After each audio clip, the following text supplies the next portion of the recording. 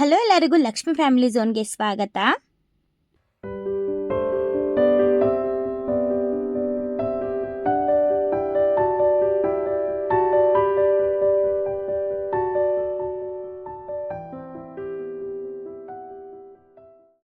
ಕನಕಪುರದಲ್ಲಿ ಅನೇಕ ವಿಶೇಷವಾದ ದೇವಾಲಯಗಳು ಇದ್ದಾವೆ. ಅದರಲ್ಲಿ ಒಂದು ನಾವು ಇವತ್ತು ಹೋಗ್ತಿರುವ ಮಡಿವಾಳ ಶಿವನಂಕೇಶ್ವರ ದೇವಾಲಯ. ಈ ದೇವಾಲಯ ಇರೋದು ಮುಗುರು ಫಾರೆಸ್ಟ್ ಒಳಗಡೆ. ಈ ದೇವಾಲಯಕ್ಕೆ ಹೋಗೋದಕ್ಕೆ ಯಾವ್ಯಾವ ಫೆಸಿಲಿಟಿ ಇದೆ ಅಂತ ನೋಡೋಣ. ಅದ್ರ ಜೊತೆಗೆ ಈ ದೇವಾಲಯದ ಬಗ್ಗೆ ಸಹ ನಾವು ತಿಳ್ಕೊಳ್ಳೋಣ. ಈ ವಿಡಿಯೋದಲ್ಲಿ ಬನ್ನಿ. ವಿಡಿಯೋನ ಸ್ಟಾರ್ಟ್ ಮಾಡೋಕ್ಕಿಂತ ಮುಂಚೆ ನಮ್ಮ ಚಾನಲ್ಗೆ ಯಾರೆಲ್ಲ ಸಬ್ಸ್ಕ್ರೈಬ್ ಮಾಡ್ಕೊಂಡಿರಾ ಸಬ್ಸ್ಕ್ರೈಬ್ ಮಾಡ್ಕೊಳ್ಳೋದು ಮರಿಬೇಡಿ.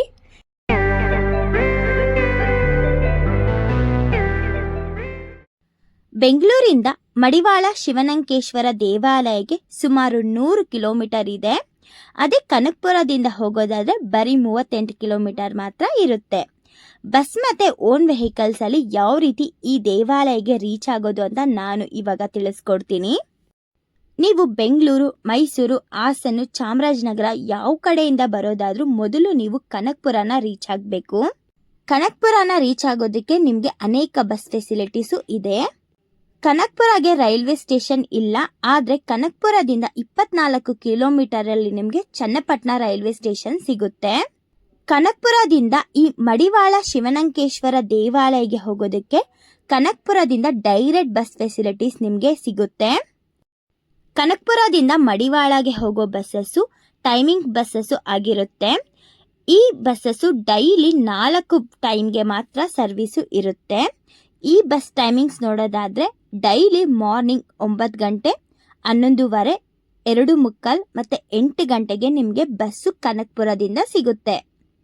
ಕನಕಪುರದಿಂದ ನೀವು ಈ ಟೈಮಿಂಗ್ಸ್ ಅಲ್ಲಿ ನೀವು ಈ ಮಡಿವಾಳನ ರೀಚ್ ಆಗಬಹುದು.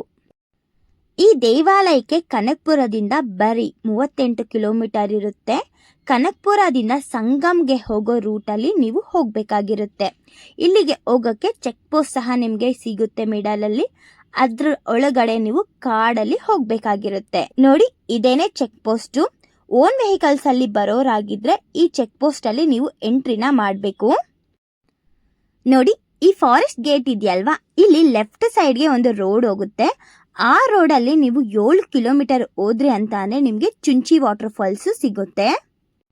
ಸಮ್ಮರ್ ಸೀಸನ್ ಎಲ್ಲ ಬಂದರೆ ಇಲ್ಲಿ ಅಷ್ಟೊಂದು ನೀರು ಇರೋದಿಲ್ಲ. ಸೊ ಅದರಿಂದ ಮಳೆಗಾಲದ ಟೈಮಲ್ಲಿ ಬಂದರೆ ಅಂದರೆ ತುಂಬಾ ಚೆನ್ನಾಗಿರುತ್ತೆ ಈ ಫಾಲ್ಸು. ನೀವು ಈ ಫಾಲ್ಸ್ನ ಸಹ ವಿಸಿಟ್ ಮಾಡಬಹುದು.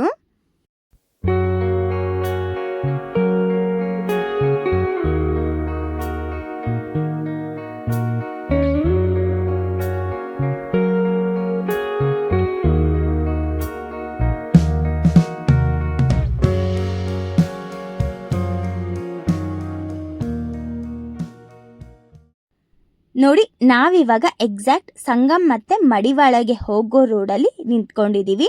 ಇಲ್ಲಿಂದ ಸ್ಟ್ರೈಟ್ 1 ಕಿಲೋಮೀಟರ್ ಹೋದ್ರಿ ಅಂತ ಅಂದ್ರೆ ನಿಮಗೆ ಸಂಗಮು ಸಿಗುತ್ತೆ. ಅದೇ ಲೆಫ್ಟ್ ಸೈಡ್ ಅಲ್ಲಿ 6 ಕಿಲೋಮೀಟರ್ ಹೋದ್ರಿ ಅಂತ ಅಂದ್ರೆ ಶಿವನಂಕೇಶ್ವರ ದೇವಾಲಯ ಸಿಗುತ್ತೆ. ನಾವಿವಾಗ ಮೊದಲು 1 ಕಿಲೋಮೀಟರ್ ಮುಂದೆ ಸ್ಟ್ರೈಟ್ ಹೋದ್ರೆ ನಮಗೆ ಸಂಗಮು ಸಿಗುತ್ತಲ್ವಾ, ಅಲ್ಲಿಗೆ ಹೋಗ್ತಾ ಇದ್ದೀವಿ. ಅಲ್ಲಿಗೆ ಹೋಗ್ಬಿಟ್ಟು ನಾವು ನದಿಯಲ್ಲಿ ಸ್ನಾನವನ್ನ ಮಾಡಿಕೊಂಡು ಅದಾದ್ಮೇಲೆ ಶಿವನಂಕೇಶ್ವರ ದೇವಾಲಯಕ್ಕೆ ಹೋಗೋಣ. ಕನಕಪುರದಿಂದ ಬಸ್ಸಲ್ಲಿ ಬರೋರಿಗೆ ಸಂಗಮ್ಗೆನೆ ಡೈರೆಕ್ಟ್ ಬಸ್ ಇರುತ್ತೆ. ನೀವು ಅದರಲ್ಲಿ ಸಂಗಮ್ಗೆ ಬರಬಹುದು. ಈ ಸಂಗಮ್ಗೆ ಹೋಗೋದಕ್ಕೆ ಓನ್ ವೆಹಿಕಲ್ಸ್ ಆಗಿದ್ರೆ 30 ರುಪೀಸ್ನ ಎಂಟ್ರಿ ಟಿಕೆಟ್ನ ತಗೋಬೇಕಾಗಿರುತ್ತೆ.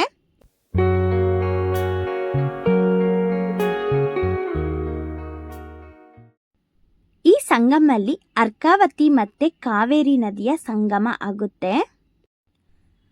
ನೀವು ಸಂಗಮ್ ಒಳಗಡೆ ಬರ್ತಿದ್ದಂಗೆ ನಿಮಗೆ ರೈಟ್ ಸೈಡ್ ಅಲ್ಲಿ ಒಂದು ಬಸ್ ಕಾಣಿಸುತ್ತೆ ಅಲ್ವಾ, ಈ ಬಸ್ ಬಂದು ಸಂಗಮಿಂದ ಮೇಕೆದಾಟುಗೆ ಹೋಗೋ ಬಸ್ಸು. ಈ ಬಸ್ಸಲ್ಲಿ ಒಬ್ಬರಿಗೆ 100 ರುಪೀಸ್ನ ಚಾರ್ಜ್ ಮಾಡ್ತಾರೆ. ಅಪ್ ಅಂಡ್ ಡೌನ್ ಚಾರ್ಜಸ್ ಇದು. ಆ ಬಸ್ಸಲ್ಲಿ ನೀವು ಮೇಕೆದಾಟುಗೂ ಸಹ ಹೋಗ್ಬಿಟ್ಟು ಬರಬಹುದು. ಮೇಕೆದಾಟುಗೆ ಹೋಗೋದಿಕ್ಕೆ ಯಾವುದೇ ರೀತಿ ಓನ್ ವೆಹಿಕಲ್ಸ್ನ ಬಿಡೋದಿಲ್ಲ. ನೀವು ಬಸ್ಸಲ್ಲೇನೆ ಹೋಗಬೇಕಾಗಿರುತ್ತೆ.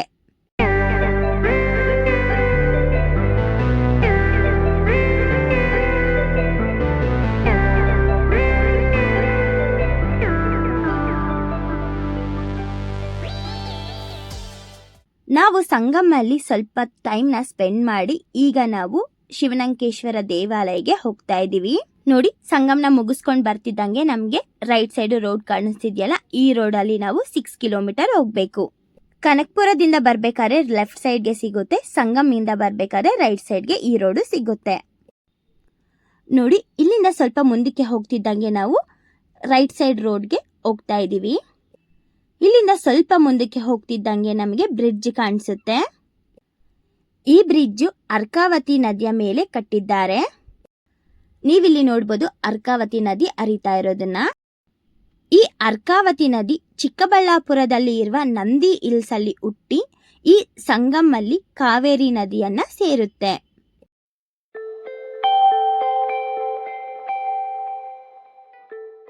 ಈ ಬ್ರಿಡ್ಜಿಂದ ಮುಂದೆ ಬರ್ತಿದ್ದಂಗೆ ನಾವು ಸ್ಟ್ರೈಟ್ ರೋಡಲ್ಲಿ ದೇವಾಲಯಕ್ಕೆ ಹೋಗ್ಬೇಕಾಗಿರುತ್ತೆ. ಇದು ಮುಗುರು ಫಾರೆಸ್ಟ್ ಒಳಗಡೆ ಇರೋದ್ರಿಂದ ಇಲ್ಲಿ ಯಾವುದೇ ರೀತಿ ನೆಟ್ವರ್ಕ್ ಕನೆಕ್ಷನ್ಸ್ ಇರೋದಿಲ್ಲ. ಈಗ ನಾವು ಫಾರೆಸ್ಟ್ ಒಳಗಡೆ ಹೋಗ್ತಿದ್ದೀವಿ. ಇಲ್ಲಿ ನಾವು ಅನೇಕ ಪ್ರಾಣಿಗಳನ್ನು ನೋಡಿದ್ವಿ. ಆನೆ, ಜಿಂಕೆ ಎಲ್ಲದನ್ನು ನೋಡಿಕೊಂಡು ನಾವು ತುಂಬಾನೇ ಎಂಜಾಯ್ ಮಾಡಿಕೊಂಡು ಈಗ ನಾವು ದೇವಾಲಯದ ಕಡೆಗೆ ಹೋಗ್ತಾ ಇದ್ದೀವಿ.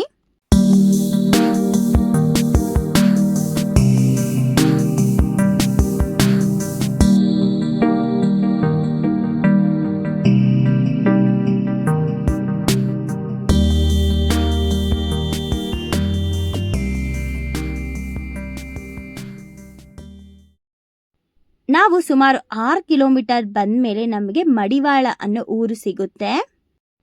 ಈ ಊರು ರೀಚ್ ಆದ್ಮೇಲೆ ನಮಗೆ ಇಲ್ಲೊಂದು ಟ್ಯಾಂಕ್ ಕಾಣಿಸ್ತಿದ್ಯಲ್ಲ, ಈ ಟ್ಯಾಂಕ್ ಲೆಫ್ಟ್ ಸೈಡ್ ರೋಡಲ್ಲಿ ನಾವು ಹೋಗ್ಬೇಕಾಗಿರುತ್ತೆ.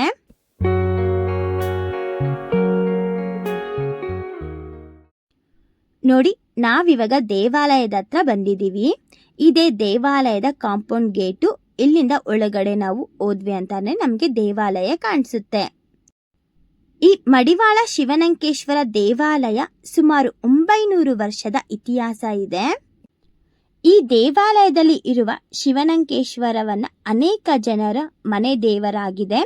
ಈ ದೇವರನ್ನ ಪ್ರಾರ್ಥಿಸಿದರೆ ಸಕಲ ಕಷ್ಟ ಮಾಯವಾಗುತ್ತೆ ಎಂಬ ನಂಬಿಕೆ ಭಕ್ತರಲ್ಲಿ ಇದೆ. ಈ ದೇವಾಲಯವನ್ನ ಕಲ್ಲಿನಿಂದ ಕಟ್ಟಿದ್ದು, ಇದನ್ನ ಚೋಳರು ನಿರ್ಮಿಸಿರಬಹುದು ಎಂದು ನಂಬಲಾಗುತ್ತದೆ.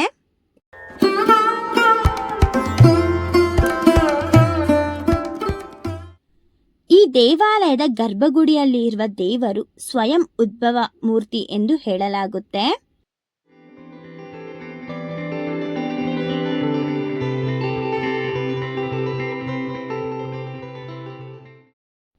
ಎಲ್ಲಾ ದೇವಾಲಯದಲ್ಲಿ ನಾವು ನಂದಿಯನ್ನ ದೇವರ ಮುಂಭಾಗದಲ್ಲಿ ಇರೋದನ್ನ ನೋಡಿರ್ತೀವಿ ಅಲ್ವಾ.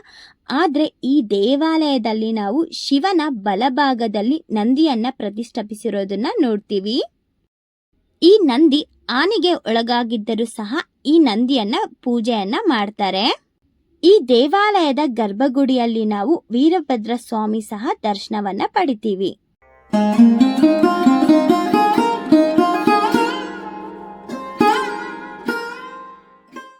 ಈ ದೇವಾಲಯದ ಟೈಮಿಂಗ್ಸ್ ನೋಡೋದಾದ್ರೆ ಬೆಳಗ್ಗೆ 8 ಗಂಟೆಯಿಂದ ಸಂಜೆ 5 ಗಂಟೆ ತನಕ ಮಾತ್ರ ಓಪನ್ ಇರುತ್ತೆ.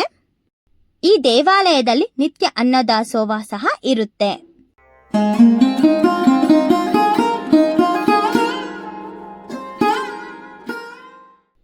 ನೀವು ನೋಡ್ತಿರ್ಬೋದು ಬಸ್ಸು ಈ ದೇವಾಲಯದ ಪಕ್ಕದಲ್ಲಿ ಬಂದು ಸ್ಟಾಪ್ ಕೊಡೋದನ್ನ. ಅದರಿಂದ ನಿಮಗೆ ಯಾವುದೇ ರೀತಿ ತೊಂದರೆ ಆಗದಂಗೆ ಇಲ್ಲಿರುವ ಶಿವನಂಕೇಶ್ವರ ದರ್ಶನವನ್ನ ಬಸ್ಸಲ್ಲೇ ಬಂದು ನೀವು ನೋಡಿಕೊಂಡು ರಿಟರ್ನ್ ನೀವು ನಿಮ್ಮ ಊರಿಗೆ ಹೋಗಬಹುದು. ಈ ದೇವಾಲಯದಲ್ಲಿ ಪ್ರತಿ ವರ್ಷದ ಶಿವರಾತ್ರಿ ಸಮಯದಲ್ಲಿ ಜಾತ್ರಾ ಮಹೋತ್ಸವ ತುಂಬಾ ಅದ್ದೂರಿಯಾಗಿ ನಡೆಯುತ್ತದೆ. ಆಗ ಅನೇಕ ಜನರು ಅನೇಕ ಕಡೆಯಿಂದ ಈ ದೇವಾಲಯಕ್ಕೆ ಭೇಟಿ ನೀಡಿ ದೇವರ ದರ್ಶನವನ್ನ ಪಡಿತಾರೆ. ಜಾತ್ರೆ ಸಮಯದಲ್ಲಿ ಕನಕಪುರದಿಂದ ವಿಶೇಷ ಬಸ್ನ ವ್ಯವಸ್ಥೆ ಇರುತ್ತೆ. 10 ನಿಮಿಷಕ್ಕೆ ಒಂದು ನಿಮಗೆ ಕನಕಪುರದಿಂದ ಬಸ್ಸು ಲಭ್ಯವಿರುತ್ತೆ.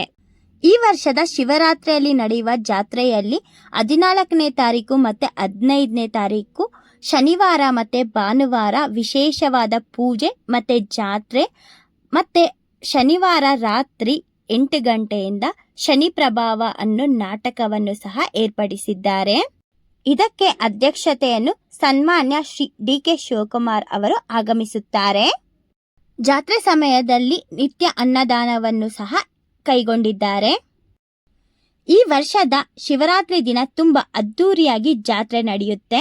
ನೀವು ಮಿಸ್ ಮಾಡದೆ ಈ ಶನಿವಾರ ಮತ್ತು ಭಾನುವಾರ ಇಲ್ಲಿ ನಡೆಯುವ ಶಿವರಾತ್ರಿಗೆ ಬಂದು ಮಡಿವಾಳ ಶಿವನಂಕೇಶ್ವರನ ದರ್ಶನವನ್ನು ಪಡಿಬೇಕು ಅಂತ ನಾನು ನಿಮ್ಮ ಬಳಿ ಕೇಳಿಕೊಳ್ಳುತ್ತಾ ಈ ವಿಡಿಯೋನ ಇಲ್ಲಿಗೆ ಮುಗಿಸ್ತಿದ್ದೀನಿ. ಯಾರಿಗೆಲ್ಲ ಈ ವಿಡಿಯೋ ಇಷ್ಟ ಆಯಿತು ಲೈಕ್ ಮಾಡಿ, ಶೇರ್ ಮಾಡಿ, ಕಮೆಂಟ್ ಮಾಡಿ. ಇದೇ ಥರ ವಿಡಿಯೋಸ್ಗೋಸ್ಕರ ನಮ್ಮ ಚಾನಲ್ಗೆ ಸಬ್ಸ್ಕ್ರೈಬ್ ಮಾಡೋದು ಮರಿಬೇಡಿ. ಧನ್ಯವಾದಗಳು.